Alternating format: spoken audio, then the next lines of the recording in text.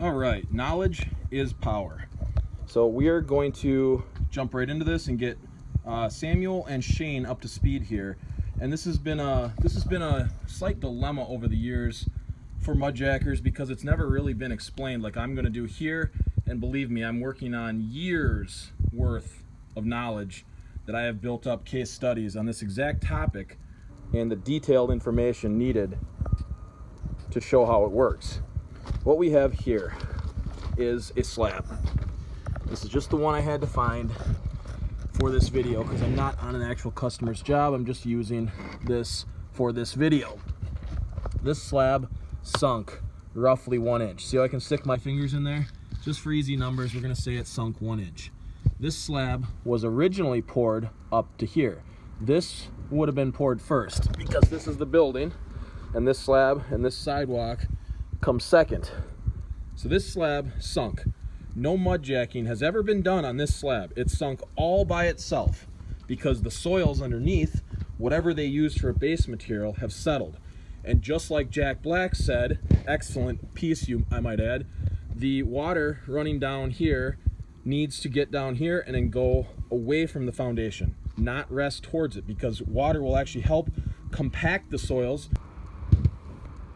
This is our washout dump out site for concrete and mudjacking slurry. So I'm trying to find some pieces here to make this little demonstration, but we just took a load to the dump to get recycled. So I'm trying to use the best pieces we got here. This is actually a piece of our slurry. All right, the crew just got back from a day of mudjacking, and now just bear with me because I don't have any slabs of concrete laying around here because we just took everything to the place to get recycled. So we are going to pretend that this patio paver brick is that slab that we just saw sunken over there, and to represent the slurry, the grout that goes underneath, we just got, this is the leftover stuff from today, which this is your mud, which as you can see there's no organic soils in there like it used to be in the 20s. The blend and ratio is, it's changed and it's different per job. As you can see, it's soft and workable because it gets pumped down a hole. Like if this was that slab, it gets pumped down through that hole, and then this is a piece of cured slurry. This gets hard like this, and then just because I said use easy numbers, 1 inch, we're just going to pretend this is that floor grade. We pump our slurry under here, and then the slab sits on our slurry and then is level with that grade again. So if you were to take a cross section of how that would look underneath, you'd see the thickness of the slab, the concrete, and then you'd see the thickness, that 1 inch of the slurry. But what can happen is the base materials that originally sunk can resettle again. It has nothing to do with this. If you pump this in, and this is 1 inch thick, you're gonna have 1 inch of this material forever. Unless your house gets abducted by aliens, you will have 1 inch of slurry under your slab that we pump it at until you do something that changes that. Until some action occurs that would rip all this out, that 1 inch of slurry will be in there till the end of time.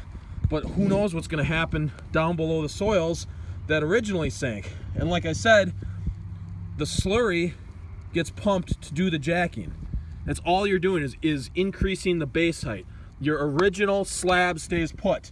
Sometimes we even use bottle jacks to help us get the slabs up to where they need to go to break them free from the ground, and then the slurry can go under left and right and do its thing. And that's true with foam grouts and slurry based grouts. It doesn't matter what grouts you're technically using, the problem you're facing is your pavement sunk.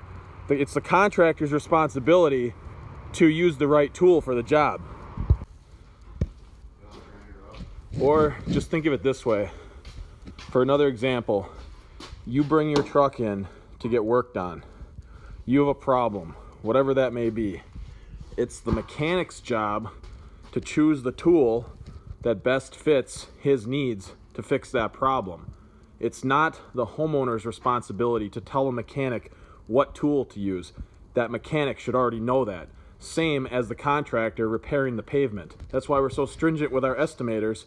If they can't figure out if a slab should be mud jacked or ground or replaced, they're fired immediately. Bye-bye. They go work for our competition. We actually even mud jacked this off-ramp on busy Highway 16 here back in 2013, and the slabs have remained level after the work for now 5 years. There's literally hundreds and hundreds of cars that go on this every day, and the slabs have remained intact where they were placed at by the mud jacking.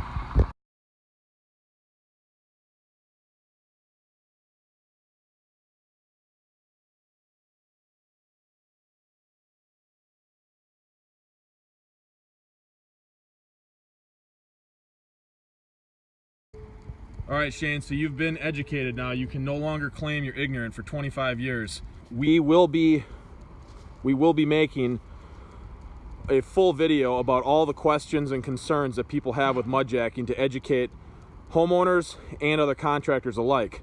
So if you see something here that you need, we can get it done for you. Mud Tech does a variety of things, both residential, commercial, and municipal. We also do specialty contract work on the commercial side of things, like helical piers or moving dirt or specialty grouting operations. If you've got something that we can help you with, give us a call or go on mudtech.com. Out.